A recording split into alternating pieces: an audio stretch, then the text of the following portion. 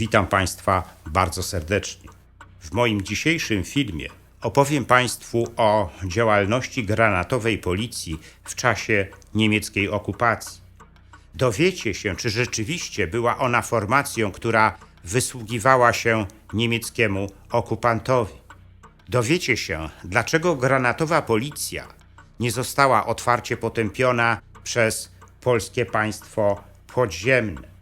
A złotymi patronami kanału są pani Ewa Szemraj i pan Andrzej Maciejewski z Alaski.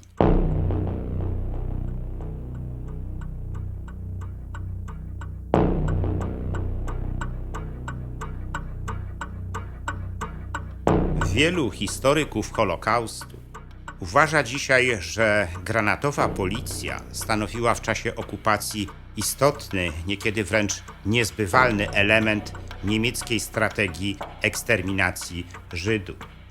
Taki pogląd można dzisiaj usłyszeć z ust profesorów Jana Grabowskiego i Barbary Engelking. Przywołani historycy wyliczają nawet, że ofiar granatowej policji były setki tysięcy. Piszą również o tym, że granatowi policjanci często mordowali Żydów na własną rękę. Używanie niepoliczalnych danych i nieokreślonych zwrotów przy formułowaniu rzekomo naukowych wniosków jest postępowaniem błędnym warsztatowo, którego zawsze powinni unikać zawodowi historycy. Ale nie ma to najmniejszego znaczenia, skoro toczy się dzisiaj tak gorąca dyskusja na temat postawy Polaków wobec zagłady Żydów. Granatowa policja ma być zdaniem wymienionych historyków tą właśnie strukturą, która współpracowała z niemieckim okupantem w eksterminowaniu Żydów. Słuchając ich wypowiedzi, można nawet odnieść wrażenie, że granatowi policjanci byli nawet czymś gorszym od niemieckiego SS. Spróbujmy jednak spojrzeć chłodno na działalność granatowej policji w czasie niemieckiej okupacji. Zacznijmy od kilku kluczowych kwestii związanych z tym tematem. Otóż Niemcy, przygotowując agresję na Polskę i założenia do planu jej okupacji w przyszłości, uwzględnili rolę polskich policjantów w zapewnieniu porządku na zajętym przez nich terytorium. Tak zresztą zrobili wcześniej w Czechosłowacji.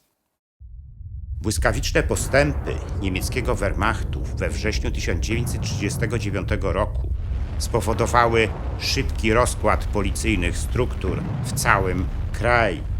Wyjątkiem była jedynie Warszawa, gdzie do tego nie doszło.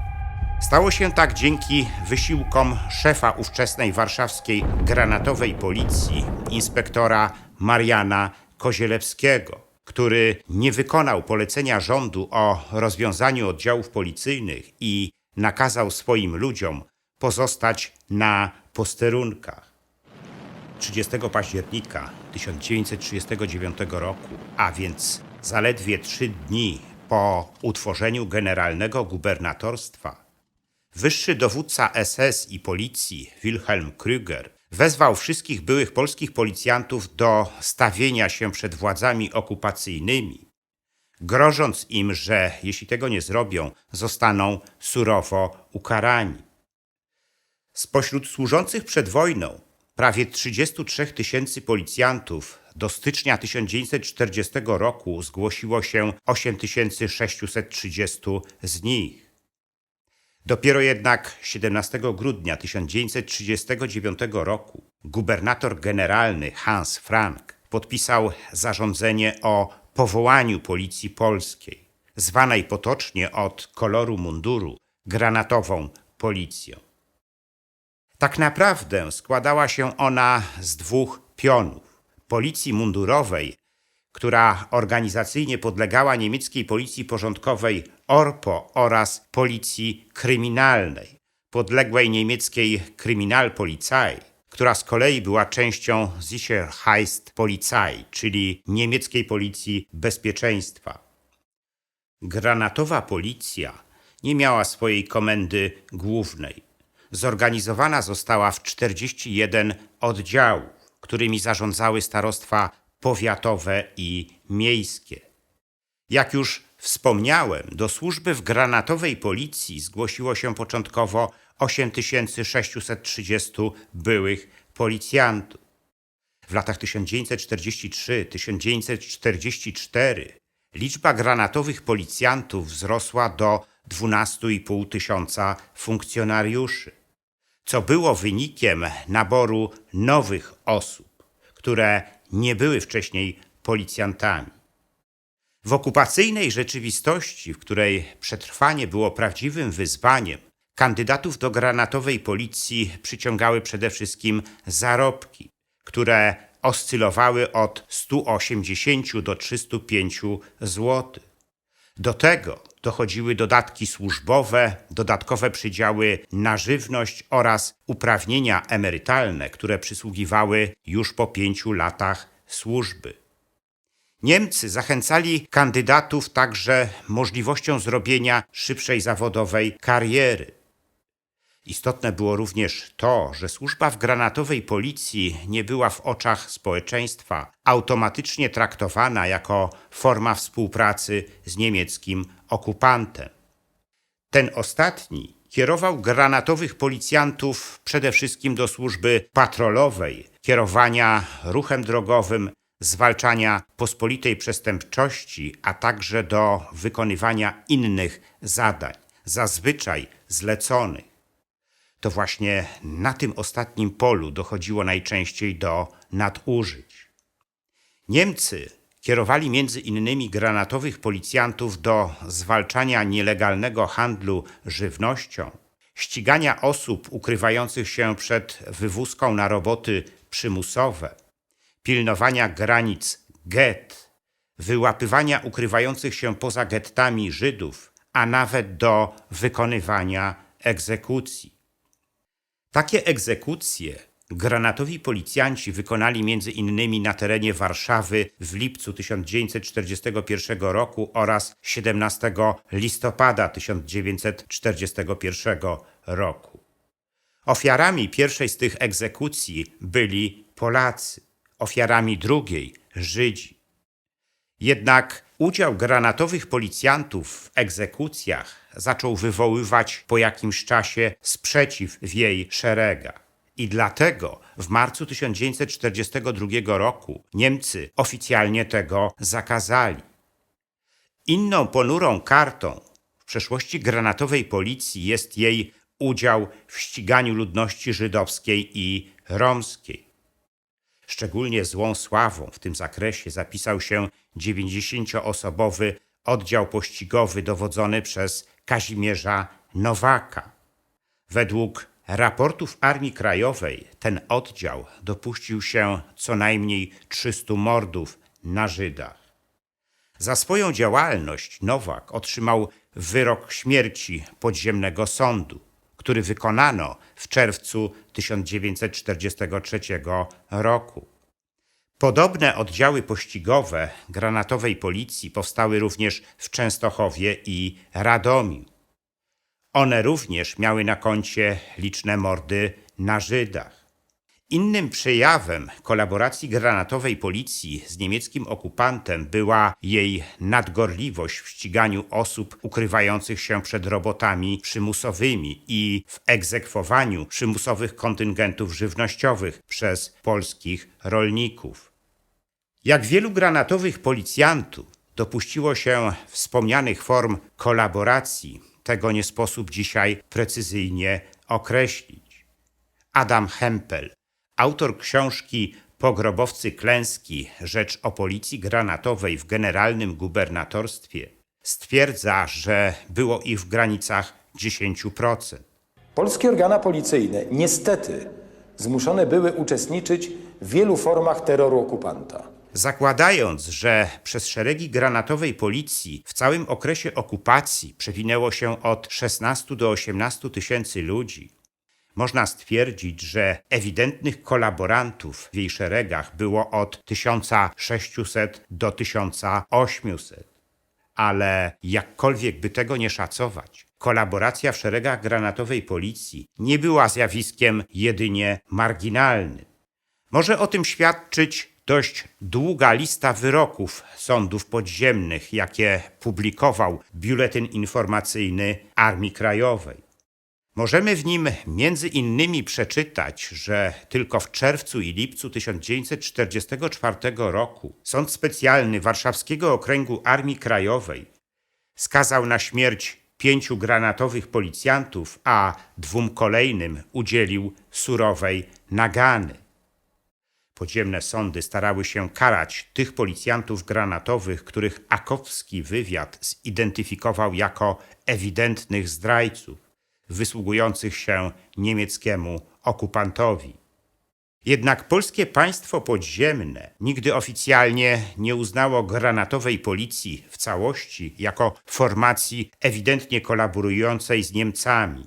Powstaje więc pytanie, dlaczego tak było?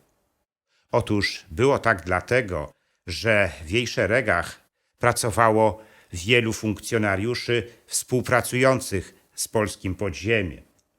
Według przywołanego już przeze mnie wcześniej Adama Hempla było ich od 20 do 30% całego stanu. Byli oni dla niego szczególnie cenni z jednego zasadniczego powodu. Mogli przechwytywać donosy i anonimy wysyłane do władz okupacyjnych, a to pozwalało w porę ostrzec tych, których te donosy i anonimy dotyczyły i uchronić ich przed aresztowaniem. W warszawskiej policji miała nawet powstać specjalna komórka pod kierownictwem niejakiego majora Bolesława Bójko, złożona z zaufanych funkcjonariuszy, którzy mieli być w to zaangażowani. Współpracujący z Armią Krajową granatowi policjanci przekazywali jej również informacje, które pozwalały na zorganizowanie akcji dywersyjnych, likwidacyjnych, czy też ataków na niemieckie urzędy i instytucje. Wielu z nich za tę współpracę słono zapłaciło. Jednym z nich był wspomniany wcześniej przeze mnie Marian Kozielewski, szef warszawskiej granatowej policji. Od początku okupacji Kozielewski był zaangażowany we współpracę ze strukturami Służby Zwycięstwu Polski. W styczniu 1940 roku przygotował nawet dla niej listę policjantów godnych zaufania, z którymi taką współpracę można nawiązać. Kozielewski był również współautorem pierwszego raportu Jana Karskiego, swojego rodzonego brata. Ten raport był poświęcony losom ludności żydowskiej na terenach Polski okupowanych przez Niemców i Sowietów. Ten raport został później przekazany rządowi polskiemu we Francji. 7 maja 1940 roku Kozielewski wraz z 69 innymi oficerami warszawskiej granatowej policji został aresztowany przez Gestapo i osadzony na Pawiaku, z którego po 3 miesiącach wysłano go do Auschwitz. Gdy w maju 1941 roku w wyniku starań rodziny i przyjaciół został zwolniony przez Niemców, powrócił do Warszawy i znowu zajął się działalnością konspiracyjną. Był między innymi organizatorem i pierwszym szefem Państwowego Komitetu Bezpieczeństwa, który miał być zalążkiem Policji Niepodległej Polski. Potem walczył w Powstaniu Warszawskim.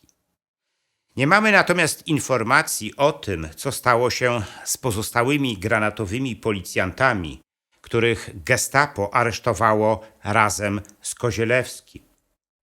To właśnie z tego powodu polskie państwo podziemne nigdy nie potępiło granatowej policji jako całości. Nie zrobili tego po wojnie również komuniści. Ci ostatni w sierpniu 1945 roku powołali komisję rehabilitacyjno-kwalifikacyjną, która rozpatrzyła sprawy prawie 9 000 byłych granatowych policjantów, wnioskujących o oczyszczenie swojego imienia. Ostatecznie odmówiono jej 556 osobom. To niezbyt dużo. bo zaledwie 6% wszystkich wnioskujących. Dzisiaj, po prawie 80 latach, jakie minęły od zakończenia wojny, z wypowiedzi i publikacji Jana Grabowskiego i Barbary Engelking, bądź co bądź zawodowych historyków, dowiadujemy się, że granatowi policjanci mordowali Żydów na własną rękę, a zamordowanych były setki tysięcy. Warto więc zapytać tych historyków, na jakich źródłach archiwalnych opierają swoje wyliczenia.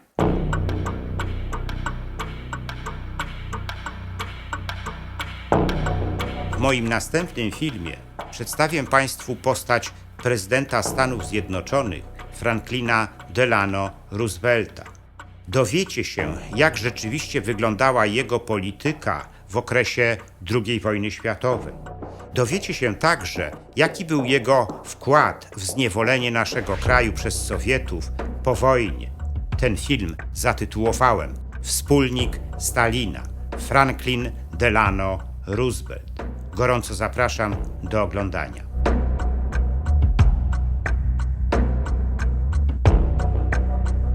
Dziękuję za liczne komentarze moich filmów i wpłaty. W sposób szczególny chciałbym podziękować złotym patronom, pani Ewie Szemraj i panu Andrzejowi Maciejewskiemu z Alaski, a także srebrnym patronom, wśród których są panowie Dariusz Kwoka, Michał Rychwalski, Dariusz Wietrzykowski, Dariusz Czarnotta, Artur Drogosz, Arkadiusz Strykowski, Piotr Kos, Bartłomiej Biegała oraz Kongres Polonii Kanadyjskiej z okręgu Toronto, Stowarzyszenie Nasza Polonia z Australii i biosna.pl. Zachęcam wszystkich do dalszego wspierania mojego kanału. Wszelkie informacje na ten temat znajdziecie w opisie pod filmem.